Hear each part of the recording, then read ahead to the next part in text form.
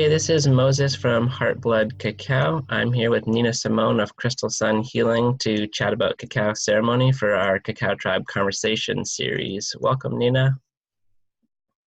Hi, how are you? Thank Good, you how for you doing? having me. Yeah. So the question I always like to start off with, because this is how my journey with cacao began, is your first cacao ceremony and what that was like for you. Oh, wow. My very first cacao ceremony. Well, it was very magical to say the least. I had no idea truly what I was getting into, but I knew I wanted to be there. And so I actually had a dream about it. Actually, I got struck by lightning and I had a dream about cacao. And that's what forced me to do some research to find out about cacao ceremonies. And then I manifested a cacao shaman in my yoga studio.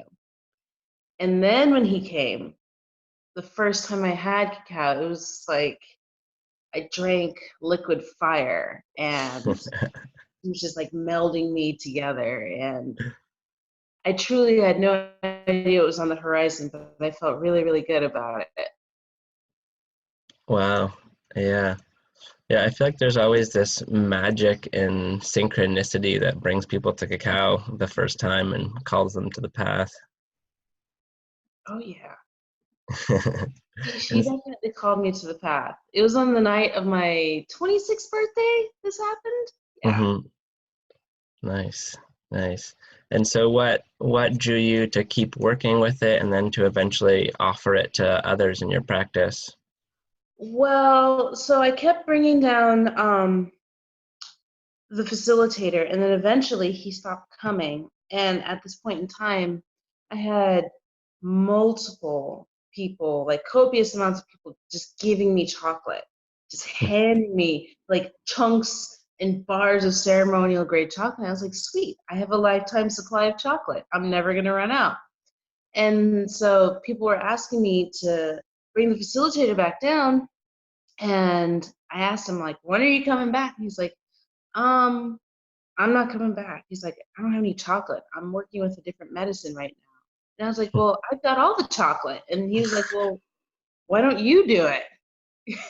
And so after that, I was based on like my own knowledge of like ceremony and the other mystical arts. I was able to combine my exposure and time with him with my own background of working in temples and like the mystery schools and stuff, and create my own cacao ceremony. Mm-hmm. Mm. Sounds cool, yeah. So what does a cacao ceremony with you look like these days? Well, these days, if I do a cacao ceremony and crystal singing bowl sound bath, oftentimes we'll gather together and share heart-centered intention, and then I take everyone on a guided journey meditation where I do like an energetic clearing of their subtle bodies, and then we go a little bit deeper into the guided meditation with the crystal singing bowls. And it's really it's really a good opportunity to offer up your ego and think of your higher self to come down. So, Mm-hmm. Mm-hmm.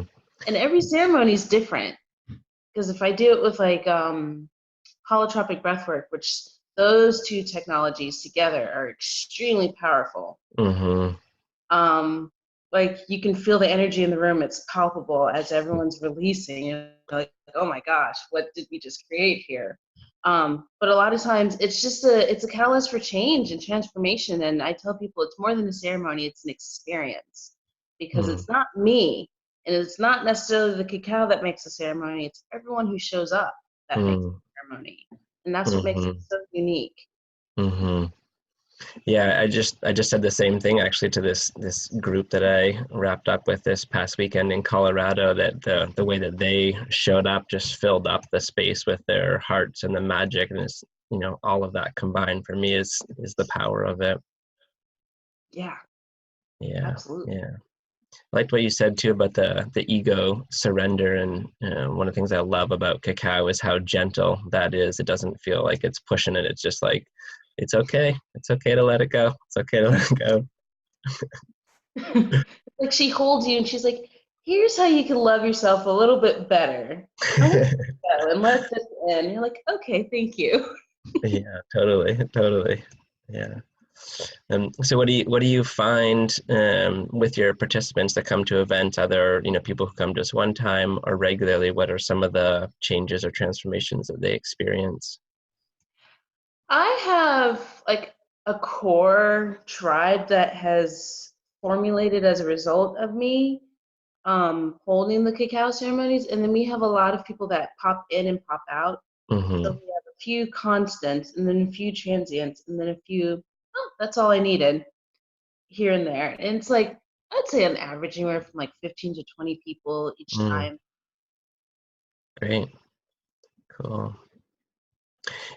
So in the world of cacao ceremony, what are you excited about coming up, either in your own events and practice, or just the evolution of this modern thing, cacao ceremony? What am I excited about coming up? Yeah, either in your own events and also just in how this thing has been growing so fast in the last decade or so, and where it's going. I am excited to begin experimenting with the different cultural nuances that have imprinted itself on cacao, because cacao is like all over the globe. Mm-hmm. And the South American medicine is amazing and phenomenal, but like I want to start introducing the different cultures into it, and so people have a more global experience. Mm-hmm. Mm-hmm. Yeah, I'm always fascinated sometimes in my online courses and events just to work with people from different cultural backgrounds, different places in the world. And, in some ways the experience is still so universal and common, the way people come to cacao, the same magic that brings them to it, the same, love and opening that they experience as they work with it. And it's pretty neat to see that cross culturally. Mm. Yeah. How about your own events? What do you have coming up? On the 6th of July, I have an event at Southwest Atlanta Yoga, and I will be teaming up with another lovely lady named Ebony, where she will be facilitating the holotropic breathwork, and I will be doing the cacao. And then at the end of July, I'm going to be going to a sound temple. Normally, I have my musicians come to me, but I'm coming to her. She has an entire sound temple, like a wall of gongs and chimes and triangles of different sizes. It's a delight. And so we're gonna play in there at I want to say July 27th at the Merkaba House in Atlanta. And so Awesome. Yeah, the hard part about these conversations for me is I hear about all these awesome events that I'd love to go to. true. Awesome. Anything else on your mind that you want to share about cacao ceremony? Um, you know, I hope that more people get to discover it and realize it's more than just like eating chocolate. Mm-hmm. It's a thing. It's almost like a lifestyle. Um, Mm-hmm.